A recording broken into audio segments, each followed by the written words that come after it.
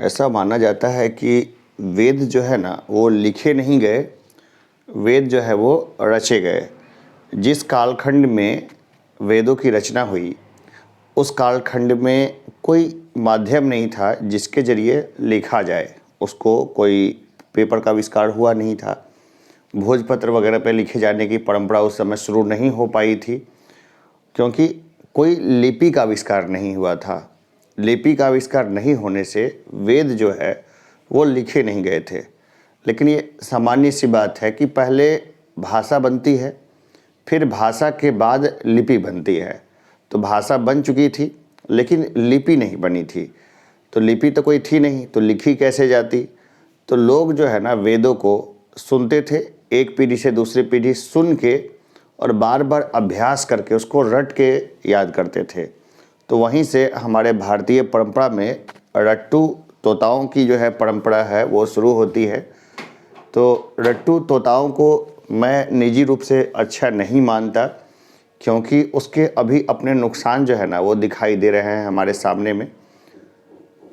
जैसे कि भारत कई सारी चीज़ों में बहुत ज़्यादा पिछड़ गया। इसके कारण यही था कि लोग रट्टू थे, कोई चीज़ को समझे बिना रटने की जो परंपरा थी वो हमारे जनमानस में बहुत गहराई से जुड़ी रही और बहुत बाद तक रट्टूपन को ही जो है वो पढ़ाई का पैमाना माना जाता रहा। ठीक है, अभी भी वही है बहुत सारे जगहों पे जहाँ पे लोग नहीं एडवांस हुए हैं। तो वेद जो थे एक पीढ़ी से दूसरी पीढ़ी बोल बोल के पहुँची, एक पीढ़ी दूसरे पीढ़ी को बोल बोल के वेद को रटा रही है और बिना मतलब जाने वो फिर सेकंड पीढ़ी को, तीसरी पीढ़ी को, चौथी पीढ़ी को, इस तरह से वेद जो है वो धीरे धीरे करके बनते गए और बढ़ते गए। अलग अलग कालखंड में अलग अलग वेद। फिर इसके बाद लिपि का आविष्कार होने के बाद जो है वेदों को फिर जो है उसको लिखा गया। तो वेद एक व्यक्ति ने नहीं बनाया, वेद को अलग अलग जो समझदार लोग थे उन्होंने अपने अपने समय में अपने अपने तरीके से जोड़ा। तो वेदों में तुकबंदी नहीं मिलती है, कोई तुकबंदी नहीं है। ये अलग बात है कि क्या है जो गाने याद हो जाते हैं और डायलॉग्स जो है वो अगर बहुत फेमस नहीं है तो याद नहीं रहते फिल्मों के डायलॉग्स, और गाने जुबान पे चढ़ जाते हैं क्योंकि गानों में एक तरह की तुकबंदी होती है। ठीक है, वेदों में भी तुकबंदी नहीं थी, और वेदों में तुकबंदी नहीं थी तो इसके बाद समय के साथ साथ वेद जब लिखे गए तो उसको बताया गया कि वेदों को तो ऊपर से उतरी हुई चीज़ है, तो ये उस समय लिखा गया। तो रट्टू तोताओं की जो परंपरा शुरू हुई उसमें एक से बढ़कर एक रट्टू तोता हमें देखने को मिलते हैं। बड़े बड़े, उन्होंने कुछ किया नहीं, बस खाली वेद को रटा और रट के यहाँ वहाँ जाके वो बोलने गए और उसकी थोड़ी सी व्याख्या कर दी और थोड़ी सी व्याख्या की, पता तो था नहीं कि क्या है कैसे है, अपने तरीके से उसकी व्याख्या की और वही व्याख्या जो है हमारे अनपढ़ जनमानस में जो है वो बहुत अच्छे तरीके से फैल गई, जिसका हम लोग कई सारा दुष्परिणाम अभी अपने यहाँ हम लोग देखते हैं। एक और चीज़ थी, जैसे कि एक मन में प्रश्न आता है कि तुलसीदास ने रामचरितमानस की रचना की थी। रामचरितमानस की जब रचना हुई थी उस समय भी जो था छापा खाना का आविष्कार तो हुआ नहीं था। जैसे कोई चीज़ जो है लिखित, जो इस तरह से किताबें आज हमारे पास एकदम सुलभ है कि हम लोग बहुत आसानी से कोई भी किताब है उसको ले आते हैं अपने पास, लेकिन उस समय जिस समय ये जैसे कि ये पुस्तक है, ये किताब है, ये छापी हुई है किताब है, तो बड़ी बड़ी कंपनी हैं और किताबों को छाप करके बहुत आराम से जो है वो देते हैं। लेकिन पहले तो ऐसा था नहीं, तो पहले लिखने वाले लोग होते थे जो हाथों से लिखते थे, और हाथों से लिखने के बाद उन चीज़ों को फिर जो है 3 साल 3.5 साल के बाद कोई अमीर आदमी किताबों को फिर परचेज़ करता था। किताबें काफ़ी ज़्यादा महंगी होती थी, पांडुलिपि हाथों से लिखी जाती थी। लेकिन रामचरितमानस को 2.5-3 साल में लिखा था तुलसीदास जी ने। फिर इसके बाद रामचरितमानस जो है वो उसमें क्या तुकबंदी बहुत अच्छी है, छंद बड़े अच्छे हैं, एकदम बड़ा मन से लिखा गया है उसको। अब रामचरितमानस जो है वो घर घर तक पहुंच गई। कैसे पहुंची? तो ये जो कथावाचक है ना, जैसे अभी बागेश्वर बाबा को देखते हैं बड़े प्रचलन में हैं, उसी तरह बहुत सारे कथावाचकों ने, अब रट्टू तोता बनने की परंपरा तो थी हमारे यहाँ, रट लेना किसी चीज़ को, तो रामचरितमानस तो इस तरह से लिखी गई थी जिसमें तुकबंदियाँ थी, तो उसको तो पढ़ के रचना एकदम समझदारी थी। उसके छंद वगैरह देखिए, कहीं पढ़ के देखिए, बड़ा एकदम बहुत सटीक लगेगा। तो उसने क्या किया कि रामचरितमानस को घोट लिया बहुत अच्छे तरीके से, बार बार पढ़ के घोट लिया और घोट घोट करके जनमानस में चले गए। और जनमानस में संतों को बड़ा सम्मान दिए जाने की परंपरा रही है अपने यहाँ। भले संत को कुछ ना आता हो, भले संत को कुछ नहीं पता, और लेकिन आराम से जो संत पहुँचे जहाँ जहाँ, उन्होंने अपने आप को मैसेंजर ऑफ गॉड घोषित कर दिया कि भगवान के दूत हैं। और इस तरीके से रामचरितमानस को उन्होंने गा गा करके घर घर तक पहुंचा दिया। बाद में हम लोग देखते हैं कि जैसे छापा खाना के आविष्कार हुए और वो बढ़े, तो लोगों ने फिर बाद में उसको अपने यहाँ खरीद के रखना शुरू किया रामचरितमानस को। उसी संतों ने, जिसकी बात कर रहा हूँ, बहुत गलत सलत चीज़ें भी समाज में प्रचलित करवा दी, जिसके ऊपर में अगर बताने लगे तो एक अलग से एपिसोड हो जाएगा और कई लोग बुरा भी मानेंगे।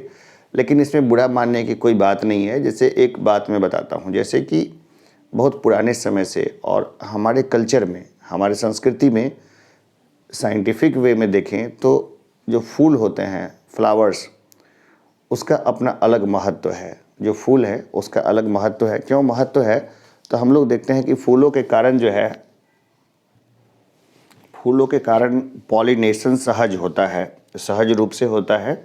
और ये देख रहे हैं आप, ये फूल हैं हमारे हाथ में। तो जो कीट पतंगे हैं ना, वो पॉलिनेशन यानी परागन में महत्वपूर्ण भूमिका निभाते हैं। तो ये हमारे पूर्वजों को पहले से अच्छे से मालूम था। ये आप फूल देख रहे हैं, ये गिरे हुए फूल मैंने उठाए हैं। मैं फूल तोड़ता नहीं हूँ, बहुत कम ही कोशिश करता हूँ। इक्का दुक्का तो कभी कभी तोड़ा ही है, ऐसा भी नहीं है। लेकिन फिर भी अब मैं, जैसे समझदारी आई है, कोशिश करता हूँ कि फूलों को ना तोड़ा जाए। तो ये फूल देख रहे हैं, तो ये फूल जो है ना, इसमें अच्छी खुशबू भी है। ये गिरे हुए फूल मैंने उठाए हैं। तो फूल जो है उससे परागन सुलभ होता है। जैसे तितली इस पे बैठी, दूसरे पर बैठी, परागन के कारण फसलें अच्छी होती है। तो हमारे जनमानस में फूलों को महत्व दिया गया अपने घर के आसपास लगाने पर। और बात तो वही थी कि गिरे हुए फूल जो गिर जाते थे, उसको, वो भगवान को प्रिय है तो उसको चढ़ाना है।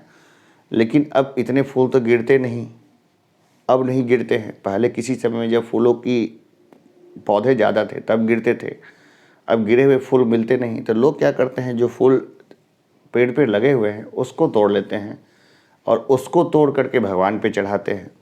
अब साड़ी प्रथा इसलिए बनी थी ताकि प्रकृति के कारण हमारे जो खेती है उसको कम से कम जो है वो महत्व मिले। ऐसा नहीं कि लोग सिर्फ ऐसी चीज़ों की ही खेती करें जिसमें फूल कहीं शामिल ना हो और उसके कारण खेती बहुत बुरी तरह से खराब हो जाए। पहले तो अनपढ़ लोगों को समझाने का यही तरीका था कि हर चीज़ को धर्म से आप जोड़ दीजिए तो वो सही रहेगी। तो देखिए, अगर फूल जो है उसके ऊपर में तितलियां आती है और दूसरे जगह पे आना जाना करती है तो उससे परागन सुलभ होता है, फसलों की पैदावार भी अच्छी होती है। उसी तरह हम लोग देखते हैं कि साइंटिस्ट थे एक आइंस्टीन, उन्होंने बताया भी था कि अगर 5 साल तक अगर कोई सारी मधुमक्खियाँ और सारी तितलियाँ अगर ख़त्म हो गई तो 5 साल में दुनिया की सारी फसलें ख़त्म हो जाएगी और इसके बाद मानव जाति का अस्तित्व नहीं बचेगा। तो ये कॉमन सी चीज़ है। तो हम लोग देखते हैं जो कई सारी कुरीतियाँ जो है ना वो चलते चलते आ गई, क्योंकि बहुत समझदार नहीं थे ये तथाकथित जो बाबा लोग थे, उनमें समझदारी का और साइंटिफिक अप्रोच का काफ़ी ज़्यादा अभाव था। उसका नुकसान भी समाज को देखने को मिला। जैसे लोग परलोक की बातें करने लगे लोग और समाज से बेरुख हो गए, अलग हट गए। जैसे पता कुछ नहीं है लेकिन ये बोल दिया कि गाय की पूँछ पकड़ के वैतरणी पार की जाती है। अब इसमें पूरा जनमानस लगा हुआ है कि भाई गाय की पूँछ पकड़ के जो है ना हम वैतरणी पार कर जाएंगे, कि भाई जीवन का उद्देश्य है लोक परलोक सुधारना। ये भी एक गलत भ्रांति है। भाई कम से कम जो जीवन है इसमें तो आप कुछ अच्छा कर लीजिए, कुछ अच्छा क्या बहुत अच्छा कीजिए।